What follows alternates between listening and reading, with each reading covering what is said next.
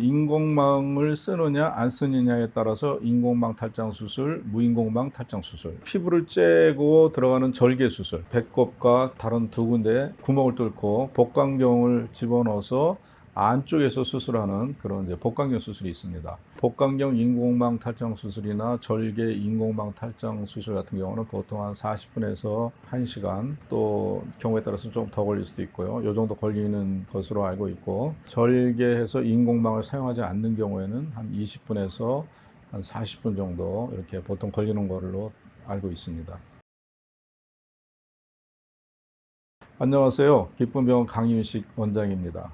오늘은 서해부 탈장 수술에 대한 궁금증에 대해서 몇 가지 말씀을 드리겠습니다.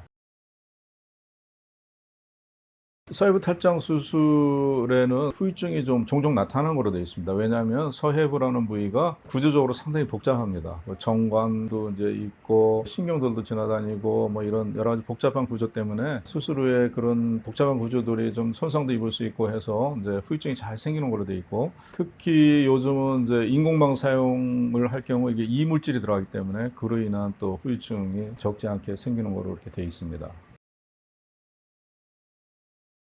서해부 탈장 수술에는 재발이 사실 골치 아픈 문제입니다. 이 재발을 어떻게 우리가 줄일 수 있느냐 하는 그런 고민으로부터 나온 게 이런 여러 가지 수술법입니다. 인공망을 사용하고 또 이걸 복강경으로도 하고 절개로도 하고 또 인공망 사용하지 않고 이런 여러 가지 시도들이 시행되고 있는 이유가 어떻게 하면 재발을 줄일 수 있을까? 또 아까 말씀드린 어떻게 하면 후유증을 줄일 수 있을까? 이런 것들을 종합적으로 이제 고민하면서 이런 여러 가지 수술법들이 존재한다고 볼 수 있습니다.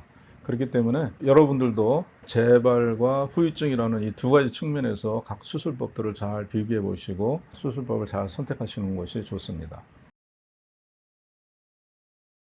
서해부 탈장 수술 입원 기간은 병원에 따라서 차이가 많이 있는 것으로 알고 있습니다. 수술을 많이 하는 그런 병원들에서는 이제 여러 가지 경험들이 많이 쌓였기 때문에 보통 당일 퇴원하거나 1박 정도 입원하고 퇴원하는 경우들이 많고요. 그렇지 않은 경우는 길게는 뭐 한 일주일까지도 이렇게 이제 입원을 시키는 그런 병원들도 있는 걸로 알고 있습니다. 그러니까 이런 것도 병원에 확인해 보시고 선택을 하시는 게 좋겠습니다.